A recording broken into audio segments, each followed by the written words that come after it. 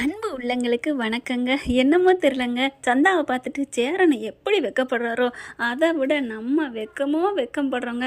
அவர் வெட்கப்படுறாரோ இல்லையோ, அவரை பார்த்து பார்த்து எனக்கெல்லாம் அப்படியே வெட்கத்தோட முகத்தை ஒரு மாதிரியாக வச்சுட்டு தாங்க அவங்க 2 பேரையும் நான் பார்க்குறேன். அதை விட இந்த சோழனை எக்ஸ்பிளைன் பண்ணுறாரு பார்த்தீங்களா, பல்லவன்ட்ட. ஐயோ ஷேம்னு சொல்லுவாங்க இல்லையா, உண்மையிலே நான் அதை உணர்ந்தேன். யாரெல்லாம் ரசிச்சிங்க அப்படின்னு கமெண்ட்ஸில் சொல்லுங்கள் ஃப்ரெண்ட்ஸ். இப்போ வீட்டுக்கு வந்துடுறாங்களா, லேட்டாக வர்றாங்க. இங்கே பார்த்தா சோழன் பல்லவன் எல்லாரும் அப்படியே செம்ம அதில் இருக்காங்க. அண்ணே வந்துட்டீங்களா? வந்துட்டேப்பா. என்ன எல்லாரும் ஒரு மாதிரியா உட்காந்துட்டு இருக்காங்க அப்படின்னு சேரன் பார்க்க, அண்ணே காது குத்து நல்லா குத்தியாச்சா என்ன அப்படின்னு சோழன் கேட்க, குத்தியாச்சுப்பா அப்படிங்கிறாங்க. எத்தனை ஓட்டை? 4 5? என்னப்பா 2 காதுக்கு 2 ஓட்டை தான் அப்படிங்கிறாங்க. அப்போ 4 ஓட்டையா? டே என்னடா சோழா, நீ சும்மா இரு, உங்களுக்கு காப்பி போட்டு கொண்டாரவா? நீலாம் என்ன வரலையா? என்னடா அப்படின்னு கேட்க, இன்னும் வரலனே அப்படிங்கிறாங்க. அடுத்து பார்த்தா, அண்ணே சூப்பராக என்ஜாய் பண்ணிட்டு வந்திருக்கீங்க. சரி காது குத்துறவங்க பேர் என்ன? ஐயோ மறந்துட்டேன்டா அப்படின்னு சொல்ல, அது எப்படின்னு உங்கள் ஃப்ரெண்டோட பையன் அவங்களுக்கு காது குத்த போயிருக்கீங்க, அந்த பையன் பேர் தெரியலையா என்ன? அந்த பையன் பேர் என்ன அப்படின்னு கேட்க, ஆஹா மாட்டிக்கிட்டோமே அப்படின்னு சேரன் திருன்னு முழிக்கிறாரு. என்ன பண்ணுறது ஏது பண்ணுறதுன்னு. சரிண்ணே உடனே காது குத்து முடிஞ்சிருச்சு. சாப்பாடு என்ன சாப்பாடு? என்ன சாப்பாடு? பிரியாணி தான். என்ன பாய் விட்டு காது குத்துக்கா போன பிரியாணி சாப்பிட்றதுக்கு அப்படின்னு கேட்க, ஐயோ ஆமாம்மா சந்தா வீட்டுக்கு போயிருந்தா பிரியாணி சாப்பிட்லாம் என்னென்னே அப்படின்னு பல்லவன் கேட்க, டே சும்மா இருங்கடா என்ன ஓட்டாதீங்கடா அப்படின்னு சொல்லிட்டு போக, அண்ணே அப்படின்னு பின்னாடி வராங்க. எங்களுக்கு எல்லாம் தெரியும். அப்புறம் சாமி கும்பிட்டியா, கோயிலுக்கு போனியா? என்ன எல்லாம் பின்னாடி இருந்து பார்த்தது மாதிரியே சொல்கிறாங்க. டேய் உண்மையை சொல்லுங்கடா. அண்ணே எங்களுக்கு எல்லாம் தெரியுண்ணே, நீங்கள் சந்தா வீட்டுக்கு போனது, அதுக்கப்புறம் அப்படியே முன்னாடி ஏற்றிக்கிட்டு, அதுவும் எப்படி முன்னாடி ஏற்றிக்கிட்டு சைக்கிளில் டூயட் பாடிட்டு போனது எல்லாம் எங்களுக்கு தெரியுண்ணே அப்படிங்கிறாங்க. அப்படியே ஆடி போகிறாரு. டேய் போங்கடா அப்படின்னு சொல்லிட்டு கிச்சனுக்கு ஓடுறாரு. அண்ணே அப்படின்னு சொல்லிட்டு பின்னாடியே ஓடுறாங்க. நம்ம நிலா வந்து நம்ம சோழன் மேலே காதல் வயப்பட்டுட்டாங்க. அது அப்படியே நிரந்தரமாக இருந்தால் பார்க்கவே சூப்பராக இருக்குன்னு நினைக்கிறவங்க கமெண்ட் பாக்ஸில் உங்கள் பொண்ணான கையில் ஒரு கருத்தை தெரிவித்து ஒரு ஹைட் பண்ணிடுங்க ஃப்ரெண்ட்ஸ். இப்போ என்னென்னா, நம்ம தலைவனை நினச்சிக்கிட்டே ப்ளீஸ் அப்படிங்கிற மாதிரி அப்படி கெஞ்சுற மாதிரி வராங்க. ஸ்கூட்டி ஓட்டிக்கிட்டு பார்த்தீங்கன்னா அதே நினப்பில் கீழே விழுந்துடுறாங்க. அப்படியே பார்த்தா கையெல்லாம் திராச்சிருது. ஐயோ அம்மான்னு கதறாங்க. அதுக்கப்புறம் மொல்ல வீட்டுக்கு வந்துடுறாங்கன்னு வச்சுக்கோங்களேன். வீட்டுக்கு வந்ததுக்கப்புறம் பதறி துடிச்சு போகிறாருங்க சோழன். என்னாச்சு ஏதாச்சுன்ட்டு சேரனும் சும்மா சொல்லக்கூடாது. என்னப்பாச்சு? இல்லை கொஞ்சம் கவனம் இல்லாமல் ஓட்டிட்டேன் போல இருக்கு, கீழே விழுந்துட்டேன், கீழே புண்ணு வந்துருச்சு அப்படின்னு நிலா சொல்கிறாங்க. என்னங்க நீங்கள் அப்படியே உண்மையிலே பதறாருங்க. நடிக்கவனா இல்லை நம்ம சோழன். ஏங்க நீங்கள் பார்த்து ஓட்ட மாட்டீங்களா, கவனமாக வர மாட்டீங்களா, இப்படியா கீழே விழுகிறது அப்படின்னு சொல்லிட்டு, வாங்க உட்காருங்க அப்படின்னு உட்கார வைக்கிறாரு. அப்படியே ஊதி விடுறது என்ன, மருந்து எடுத்தாந்து வைக்கிறது என்ன, பஞ்சு வைக்கிறாரு. அப்படியே சோழன் பண்ணுறதை பார்த்து நிலா அப்படியே மனசை பறி கொடுக்குறாங்க. அவங்க முகத்தில் அப்படியே புண்ணு ஒரு பூக்குதுங்க. இங்கே சேரன் என்ன பண்ணுறாரு, அதை இதையும் அப்படியே தவிக்கிறாங்க. அந்த ஒரு பிள்ளைக்கு வீடே அப்படி தவிக்குது. அதை விட ஹைலைட் என்னென்னா, மாமனார் வந்து என்னப்பா ஏப்பா பார்த்து வர மாட்டியாப்பா, எங்களெல்லாம் நீ எவ்வளோ அட்வைஸ் பண்ணுற, நீ இப்படியாப்பா பண்ணுவ அப்படின்னு அன்பு மழையை பொழியிறாங்க. சும்மா சொல்லக்கூடாதுங்க. அப்படியே பார்த்து என்ன பண்ணுறதுனே தெரில. அப்படி சோழன் அப்படி பரபரப்பாக துடிக்கிறதாங்க அவங்க கண்ணுக்குள்ள நிற்கிது மற்ற எல்லாத்தையும் விட. அதுக்கப்புறம் ஒன்றும் இல்லை, நான் ரெஸ்ட் எடுத்துக்கிறேன்னு ரூம்குள்ளே போய் உட்காந்துட்டு அப்படியே நினச்சி பார்க்குறாங்க. அவ்வளோதாங்க, தூது சொல்வதா ரெடி அப்படின்னு அவங்களுக்குள்ள வந்துருச்சு காதல். அடுத்து பார்க்குறாங்க, என்ன அண்ணி வெக்கப்பட்டு போகிறாங்க, அண்ணே உன் காதல் வலையில் விழுந்துட்டாங்களா? அடையாண்டா நீ வேற சும்மா இருடா, கோர்ட்டில் இன்னும் 2 3 நாளில் 3ஆவது ஹியரிங் வரப்போகுது, நான் வேணான்னு சொல்லிட்டு வரப்போகிறேன் அவ்வளோதான் அப்படிங்கிறாங்க. அண்ணே சும்மா இருண்ணே, அண்ணி இருக்கிற பார்த்தா அவங்க மேலே லவ்வுன்னு நினைக்கிறேன் அப்படிங்கிறாங்க. நடந்தால் சந்தோஷம்தான் அப்படின்ட்டு போகிறாங்க. அடுத்து பார்த்தீங்கன்னா அடுத்து சாப்பாடெலாம் செஞ்சிடறாங்க. சாப்பிட்றதுக்கு எல்லோரும் வந்து உட்காடுறாங்க. சாப்பிட்டுக்கிட்டு இருக்கையில பேசிக்கிட்டு இருக்காங்களா, அப்போ பாண்டியன் வந்து வானதியை பற்றி அப்படியே நினச்சிக்கிட்டு இருக்காங்க. என்னடா வானதியை பற்றியே நினச்சிட்டு இருக்கியா அப்படின்னு கேட்க சோழன், சும்மா இருந்தேன், ஏதாவது நீ சொல்லிக்கிட்டே இருப்ப, டே அதைத்தானடா நீ நினச்சிட்டு இருக்க போகிற, வேறு என்னடா நினைக்க போகிறேன், பரவாயில்லடா ஓ மனசுக்குள்ளேயும் ஒரு காதல் வந்திருக்குன்னா அது அபூர்வம் தான், ஏன் சேரனை நினைக்க வரையில் வரக்கூடாதா என்ன அப்படின்னு பல்லவன் கேட்குறாரு.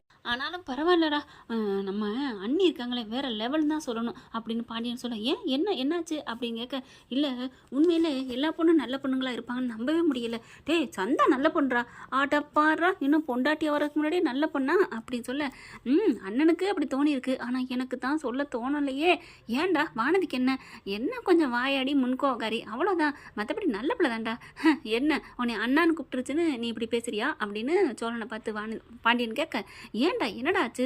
இல்லைண்ணே எனக்கு என்னமோ ஒரு மாதிரியா இருக்கு. அவ நம்ம குடும்பத்தை பிரிச்சிருவாளோன்னு அப்படிங்கிறாங்களா? என்ன ஏன் இழுக்கிற? இல்லை அவ என்னென்ன கேள்வி கேட்குறா தெரியுமா? என்ன கேட்டா, இந்த வீட்டில் 2 ரூமு தானே இருக்கு. நமக்கு கல்யாணம் ஆயிடுச்சுன்னா நமக்கு ரூமு நம்ம வேறையா போயிடுவோமா? என்னென்னமோ கேட்குறா. மேலே மாடி கட்டுவோமா? எம்புட்டு கேட்குறா தெரியுமா? இப்போவே பிரிச்சிருவாளான்னு பயமா இருக்கு அப்படின்னு சொல்ல, டே அவ கேட்குறது ரைட்டு தானடா, கட்டணம் தான்டா அப்படின்னு சொல்ல, அண்ணே அதெல்லாம் வேணாண்ணே. ஏன்டா எதுக்குடா? அட 2 ரூமே போதுண்ணே. ஏன் அப்படி சொல்கிற? ஆமாம், நீங்கள் 2 பேரும் சந்தாவும் நீனும் ஒரு ரூம்பு, பாண்டியனும் வானதியும் ஒரு ரூம்பு. இப்போ நிலா இருக்க ரூமில் நீங்கள் இருந்துக்கோங்க. அப்போ அண்ணி எங்கே இருப்பாங்க அப்படின்னு பல்லவன் கேட்க, டே உனக்கு தெரியுமா தெரியாதாடா? என்னென்ன சொல்கிறீங்க? ஆமாடா, நம்ம கோர்ட்டில் இன்னும் 2-3 நாளில் அடுத்த ஹியரிங் வரப்போகுது. ஃபைனல்ரா. நான் சொல்லிட்டேன் திட்டவட்டமாக, எனக்கு நான் டைவர்ஸ் கொடுத்துருங்கன்னு. அதே மாதிரி அவளும் சொல்லிட போகிறா. அதுக்கப்புறம் டைவர்ஸ் ஆனதுக்கப்புறம் நம்ம வீட்டிலே அவள் இருக்க போகிறா. ஏன் என்ன என்ன அப்படின்னு பல்லவன் துடிக்கிறாரு. டே என்ன துடிக்கிற? அவங்களுக்கு ஒரு லட்சியம் இருக்குடா, கனவு இருக்கும். அவங்க ஆர்கிடெக்டில் பெரிய லெவலில் வரணும், சாதிக்கணும், கோடி கோடியாக சம்பாதிக்கணும், பெரிய பெரிய மாடு பங்களா வீடு வாசனம் வாங்கணுமா, கார் வாங்கணுமா, எல்லாத்தையும் வாங்கிக்கிட்டு தனி மரமாக ஒத்தையா இருக்க ஆசைப்படுறாங்க. இங்கே நம்ம வீடு சின்ன வீடு தான், ஆனாலும் ஜனங்களோட மகிழ்ச்சியாக இருக்கிறோம். அது அவங்களுக்கு பிடிக்கல. அதனால் ஸோ அவங்க போயிடுவாங்கடா. அதனால் அந்த ரூம்லேயே சேரன் அண்ணா இருந்துக்கட்டும் அப்படிங்கிறாங்க. டே வாயை கழுவுடா அப்படின்னு சேரன் துடிக்கிறாரு. ஏன்னு நான் சொல்கிறது உண்மை தானே, நான் என்ன பண்ணுவேன்? டே அப்படிலாம் நினைக்காதடா, நீலாம் நம்மளை விட்டு போகாதடா. எப்படின்னு போகாமல் இருக்க முடியும்? நீ சொல்கிறது லாஜிக் இருக்கா? என்ன உறவில் இருக்க முடியும்? தங்கச்சியா, அண்ணியா, அண்ணாவா, அம்மாவா, எந்த உறவில் இங்கே இருக்க முடியும்? அவங்களுக்கு எனக்கும் டைவர்ஸ் ஆயிடுச்சுன்னா எந்த ஒரு ஒட்டும் இல்லை, உறவும் இல்லை. இது நாள் வரைக்கும் இருந்தால் தான், சும்மா சொல்லக்கூடாது. நம்ம குடும்பத்தையே நல்ல மதிக்க வச்சது அவங்க தான். ஆமாடா, அண்ணி மட்டும் இல்லைன்னா நம்ம வீட்டை யாராவது மதிச்சிருப்பாங்களா? அவங்க வந்ததுக்கப்புறம் தான் எனக்கு ரொம்ப சந்தோஷமாக இருக்குது. அப்படி பாண்டியனு, ஆமாடா எனக்குமே சாயந்தரம் வீட்டுக்கு வர்றதுக்கு அண்ணி வந்ததுக்கப்புறம் தான் எனக்கு ரொம்ப பிடிச்சிருக்குடா. என் நிலா மட்டும் இந்த வீட்டை விட்டு போயிடக்கூடாதுடா அப்படிங்கிறாங்க. டே என்னமோ நான் வேணாங்கிற மாதிரி பேசுகிறீங்க ஆளாளுக்கு. எனக்குமே என் தேவதை தாண்டா நிலா. நிலா மாதிரி யாரும் வர முடியாது இந்த உலகம்ல. 7 உலகத்துக்கும் 7 ஜென்மத்துக்கும் அவளை மாதிரி ஒரு பொண்டாட்டி கிடைக்கிறக்கும், அவளை மாதிரி ஒரு மருமக கிடைக்கிறக்கும் நம்மளாம் கொடுத்து புண்ணியம் வச்சுருக்கணும்டா.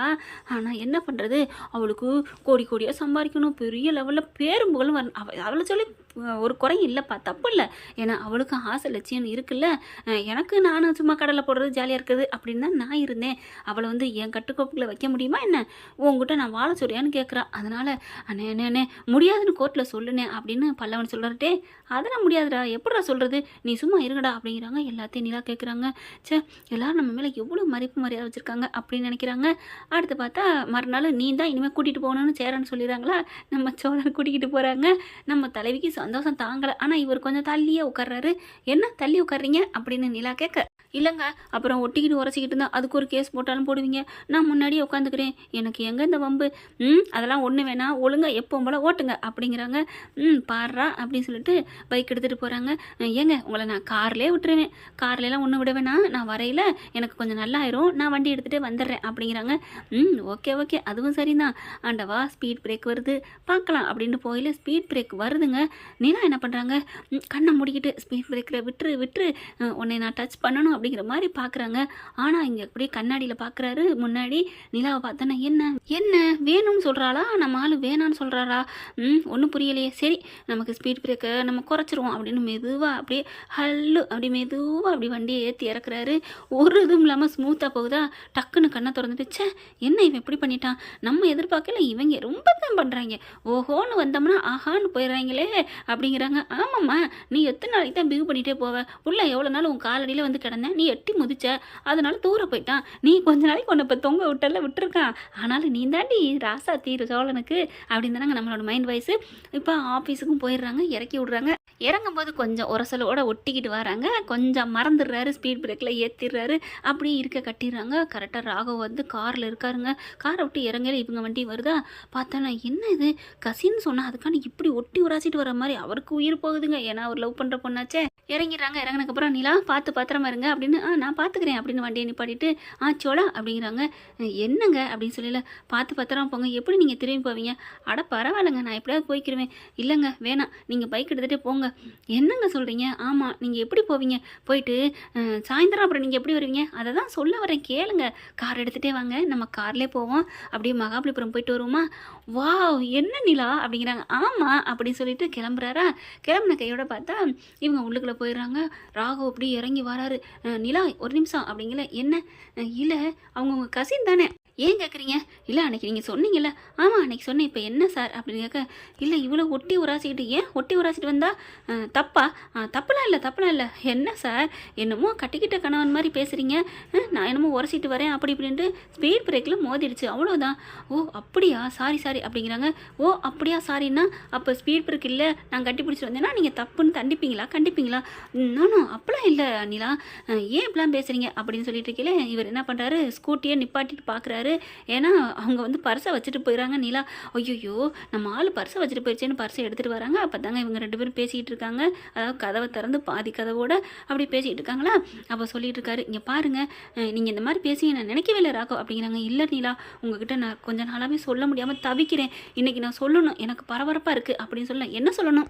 இல்லைங்க, உங்களை எனக்கு ரொம்ப பிடிச்சிருங்க, எனக்கு வாழ்க்கை துணையாக என் பக்கத்தில் இருந்தீங்கன்னா 24 மணி என் பக்கத்தில் இருக்கணும்னு ஆசைப்பட்றேன், நீங்கள் என் துணைவியாக வந்தால் நான் ரொம்ப சந்தோஷப்படுவேன் அப்படிங்கல. என்ன ராகவ், இப்படி ஒரு பொண்ணோட மனசில் என்ன இருக்குன்னு கூட தெரியாமல் பேசுகிறீங்க அப்படின்னு கேட்க, என்னங்க இப்படிலாம் சொல்கிறீங்க அப்படின்னு சொல்ல. ஆமாம், என்ன நினச்சிட்ருக்கீங்க, நான் கல்யாணம் ஆனவளா ஆகாதவளான்னு தெரியுமா? ஏங்க நீங்கள் கல்யாணம் ஆனவன்னு ஆகாதவன் தானங்க இங்கே சொல்லியிருக்காங்க அப்படிங்கிறாங்க. ஐயோ அதை அப்படி ஏதோ சொல்லிட்டேன், உங்கள் மேலேயும் தப்பு இல்லை, ஆனால் என்னை விடுங்க அப்படிங்கிறாங்க. அப்போ உங்களுக்கு கல்யாணம் ஆயிடுச்சா? யாருங்க, எப்போங்க, புருஷன் யார், நீ ஒன்றுமே சொல்லலையே அப்படிங்கல.